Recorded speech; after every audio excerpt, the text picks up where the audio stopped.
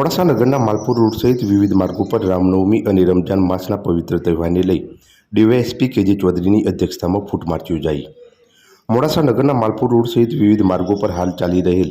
ચૈત્રી નવરાત્રિની રામનવમી અને મુસ્લિમોના પવિત્ર રમજાન માસના તહેવારને લઈ શાંતિપૂર્ણ માહોલ વચ્ચે તહેવારોની ઉજવણીમાં કોઈ અનિચ્છનીય ઘટના ન બને તે માટે સુરક્ષાના ભાગરૂપે